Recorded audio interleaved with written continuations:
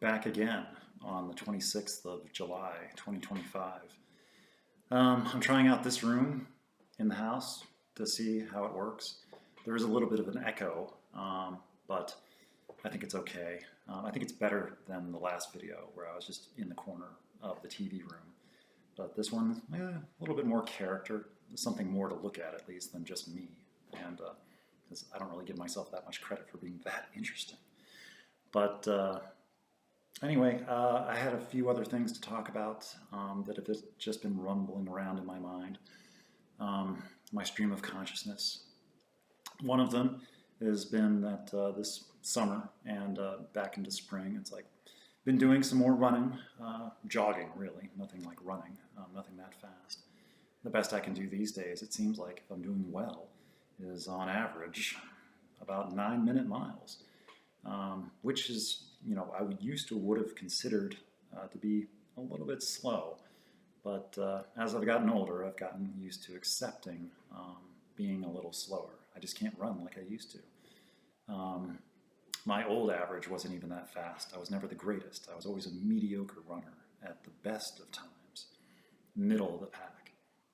I was good for long distance, but not for sprinting. I choose my pace, and I sort of just stick to it. Not good at speeding up or slowing down, but just sticking to a pace. And one of the things that I find interesting is that I used to always, just run alone. I never really had anyone to go running with.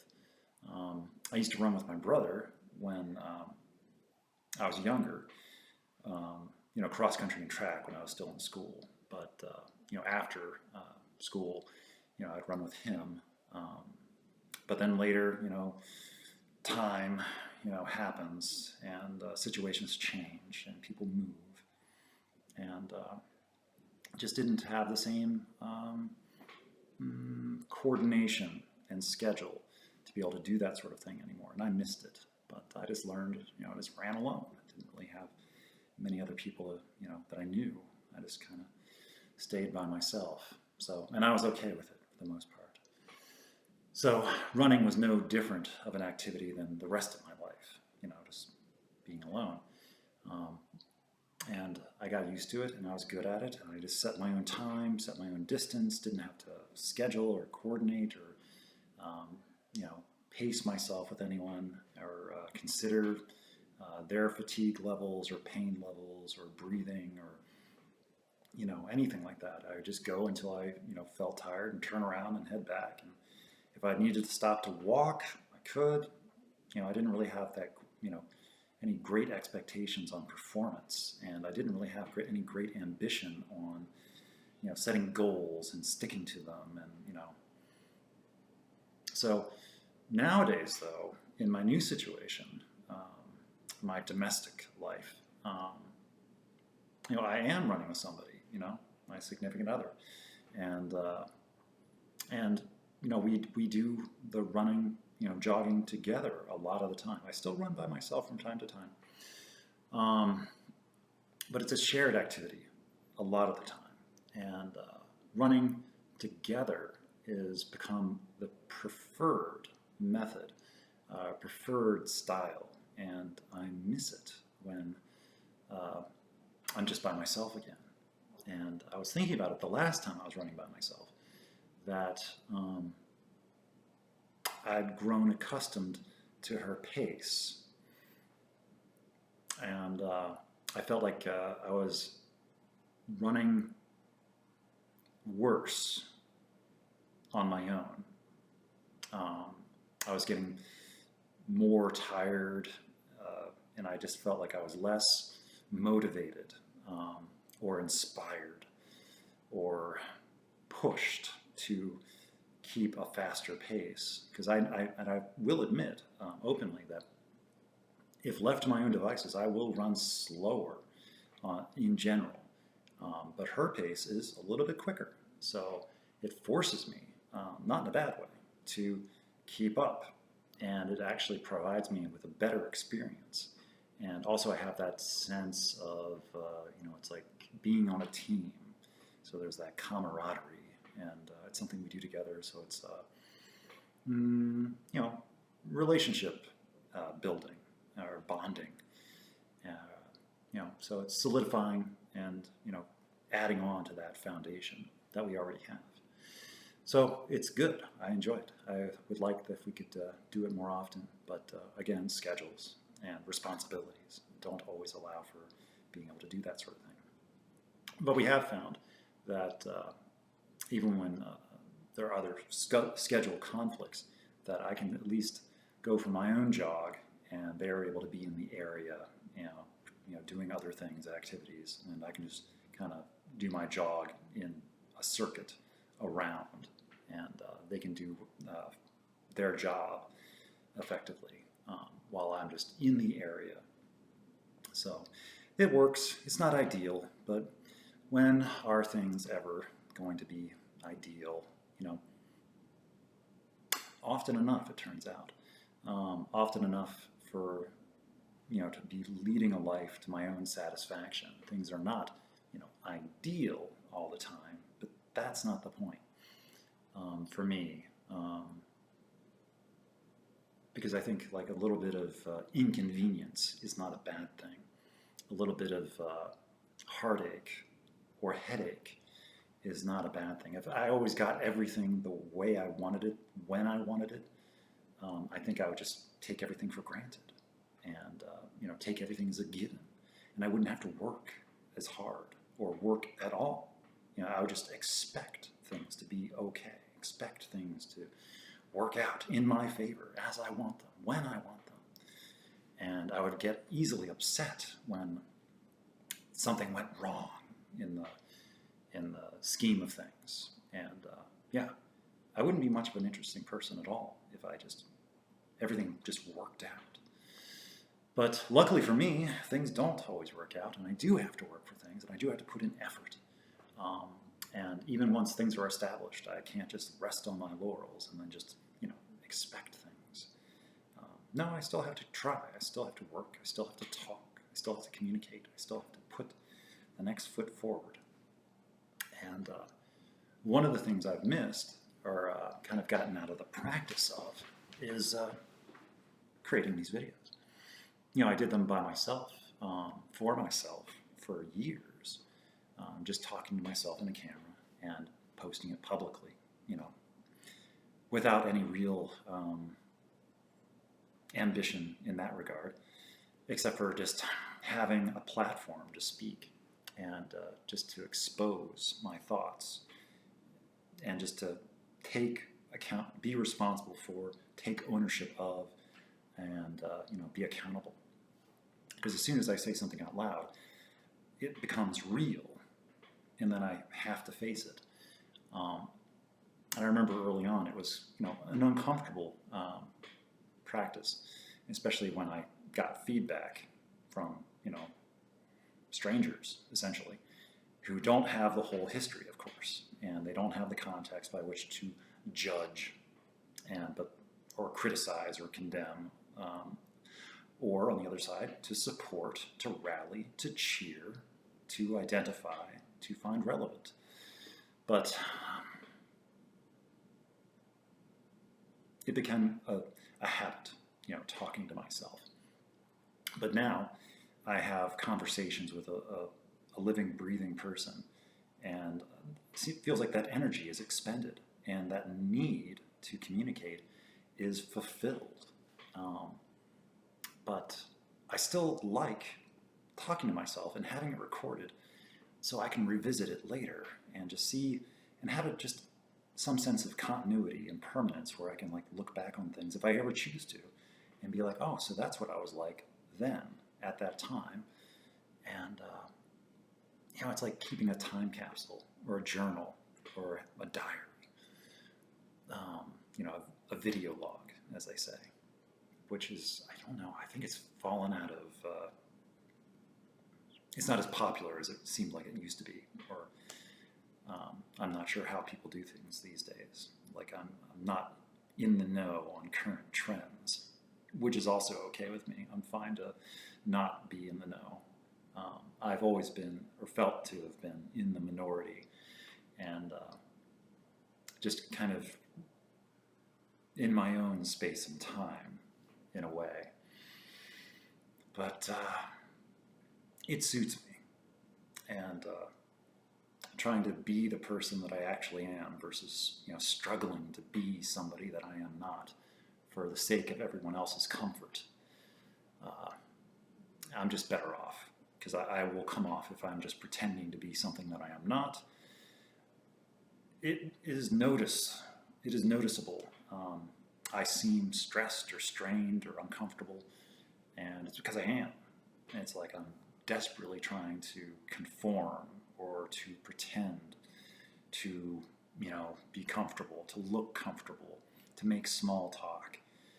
And a lot of times it's like I just am left wanting to just, I need to get away. I've become hypersensitive or overwhelmed, and I just want to get back to like a safe space, a safe environment, and or a safe activity, or with safe people that I feel to have established. They understand me, they understand my sensitivities and my idiosyncrasies, and stuff like that. And wherever I live happens to be one of those safe spaces, of course. If it feels like home or has the hallmarks of it. And this new place, it does. It came with a price tag, but I heard something. It's like a beep or something. Anyway, but right now at least, can afford it, and I hope to be able to afford it for a while yet. But the last place I was in Indiana, I lived there in that apartment where I recorded so many of these videos for 7.5 years in that apartment. And I never had visitors. I never invited people over.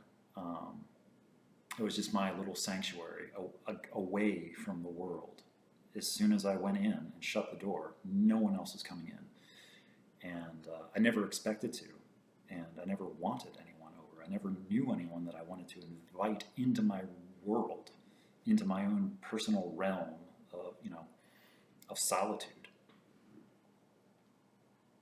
And that was how it was for the longest time, and I just got used to it. It didn't mean that I always liked it. It's just I got used to it. And so for me to leave that solitude was, it was quite a gamble, it was a risk. It was difficult to, hoist myself out of that comfort zone and then leave that apartment, leave that job, leave that state, leave the people that I had grown to become at least familiar with. But none of them were really, family. They were just the people in my surroundings that I had grown familiar with, and some more than others to trust and to care for and to miss. And it was hard to say goodbye to a number of them. And, I still wish them well and hope that things worked out for them. And, just acknowledging that my part in their lives had come to an end, because I'm no good at long distance friendship. I've never been. I don't keep in touch by phone. I don't really do emails. I don't do cards. I don't do mail, I guess. So I feel bad about that, but not enough that I make any changes. I just acknowledge that that's just a weakness. But I warn people in advance that, I don't make any hollow promises that I'm going to keep in touch. And but I just think to myself, I'm just not that important. They have so many other people in their lives that I'm just, I'll just fade into a memory for the people that I was around for. And somebody else will take my place. as far as like whatever niche I fulfilled in their lives. Because I just hope, it's like a hope that I just wasn't all that special, you know, and that I'm just replaceable. Not maybe disposable, but, you know, I don't know. I've talked on that enough. It makes me start to feel like I've failed in some way, or been a disappointment or hurt feelings, and perhaps I have. But here we are.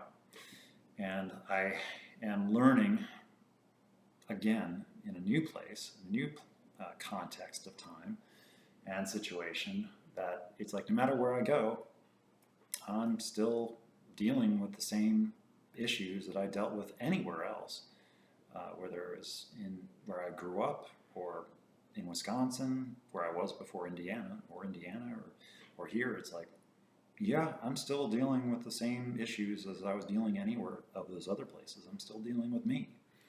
Wherever I go, there I am. And whatever insecurities or weaknesses or flaws, it's like I still have to recognize them and work on them.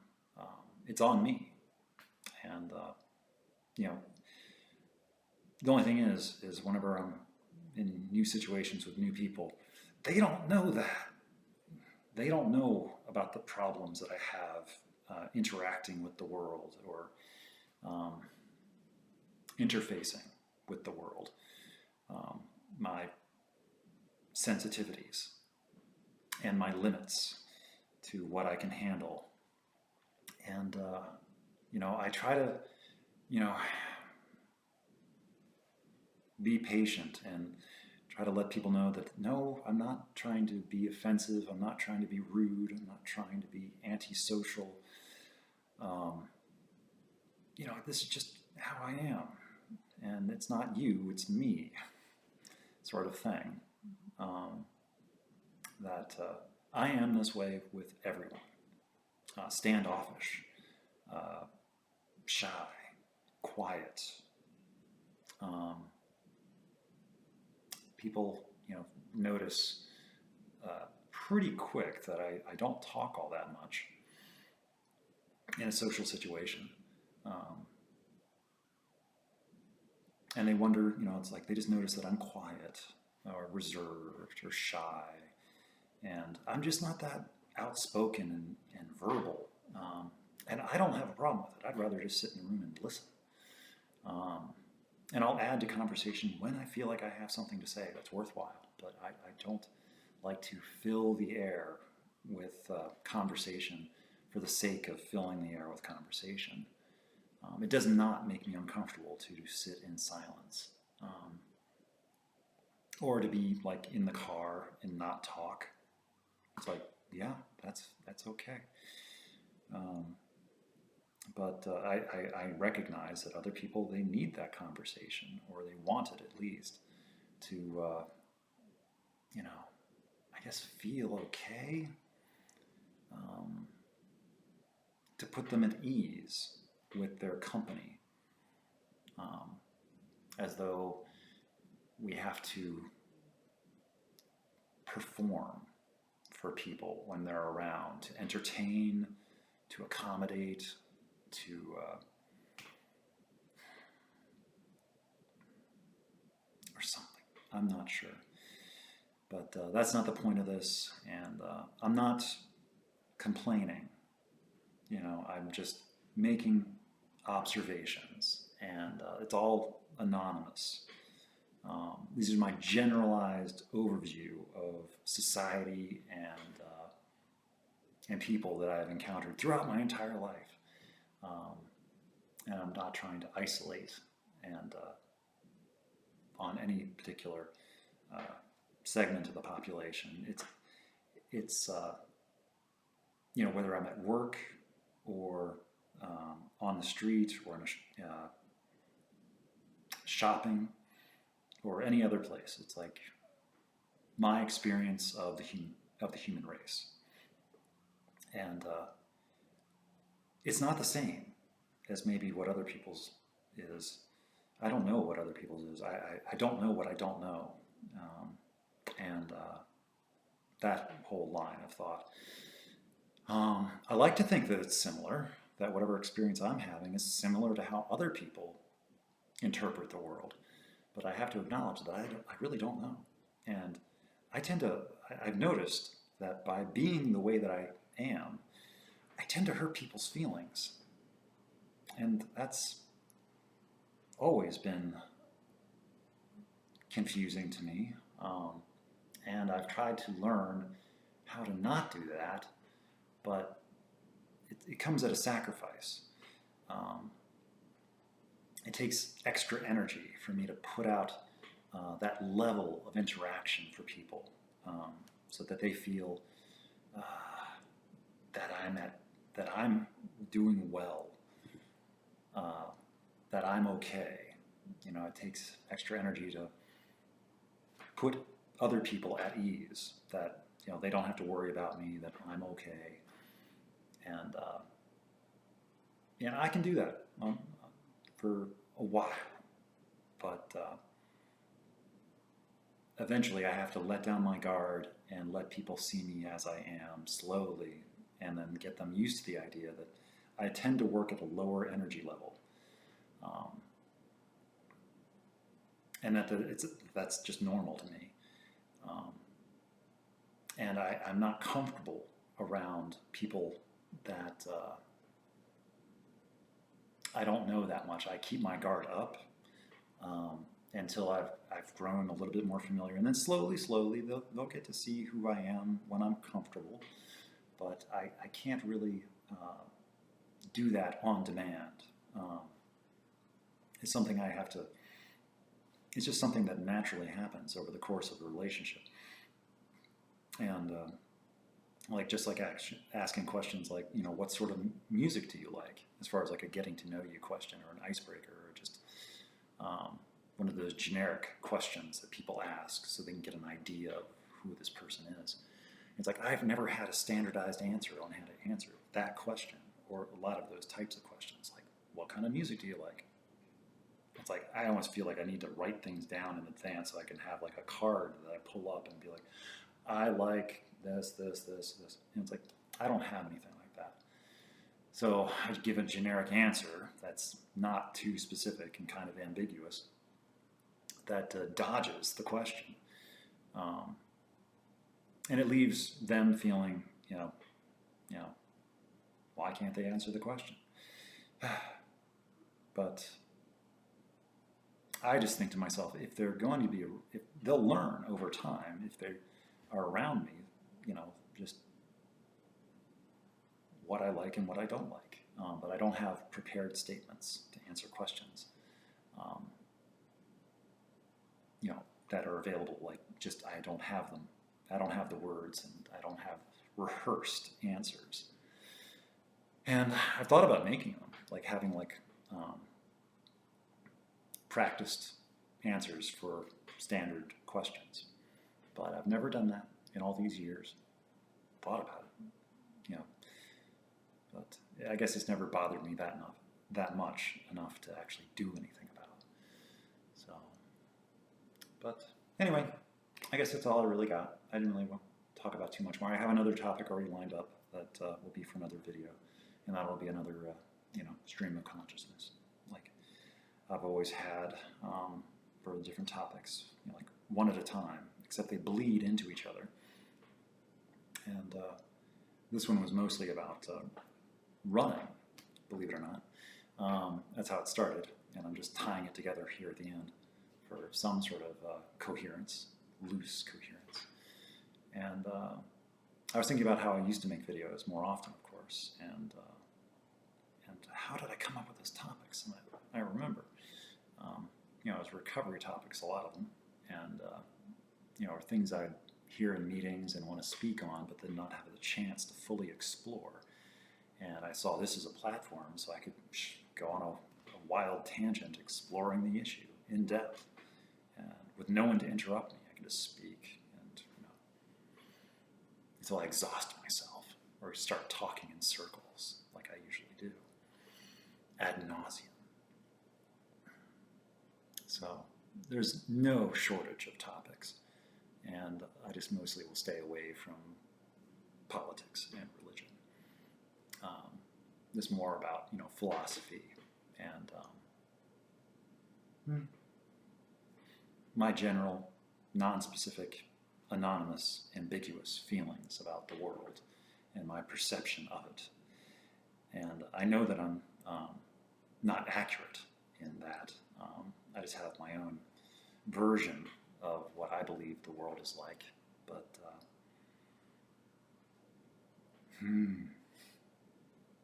I'm functioning in it better than I ever used to, I like to think. I'm functioning differently, in a different capacity. And I like myself better in this capacity. I'm still myself, but I am doing better. And I have greater ambitions these days than I used to. And dreaming more. I won't say better, but more. And exploring those dreams and seeing which ones I can make come true. And so far, I've had some success with some trials along the way, but that goes with the territory. And once we're on the other side of them, once those hurdles or obstacles or they've been passed, or at least moved through, we get to the other side and it looks, it's like, wow, got through that. But looking ahead to other ones, it's like, oh no, there's like, that's gonna be so difficult or something. But then it's like you get to the other side and it's like, yes, it was difficult, but we got through it. And it doesn't seem like it was that big of a deal in hindsight. So I try to use that to not feel so intimidated by the future. I don't necessarily need to embrace the future. I can still have a little trepidation towards it, but I don't need to be in fear of the future or be intimidated or paralyzed. I can work on things and slowly but surely make some progress and be the happier for it.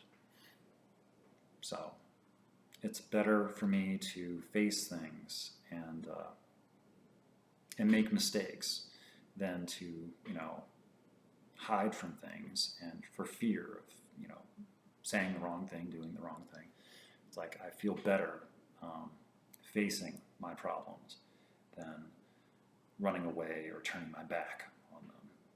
Because at least if I'm facing my problems, I have a better chance, I have better odds. I improve the statistics of a better outcome. Because if I'm not facing things, then maybe decisions are being made for me, or conclusions are being reached without my being able to represent myself, my beliefs, and my rationale. Because if I don't represent myself, then maybe people come to a different conclusion, one that I don't think is in my favor or best represents me. They draw off of their past experiences to create a story that suits, that explains what they've observed. And I don't get a chance to give my side of the story, that they've maybe never met somebody quite like me that has a different methodology for interaction in the world. So I need to give my own testimony and use my voice and be my own advocate. Because if I don't do it, who will? Anyway, I guess that sounds like a good place to stop. And we're approaching the 30-minute mark. So until next time, I hope this finds you well.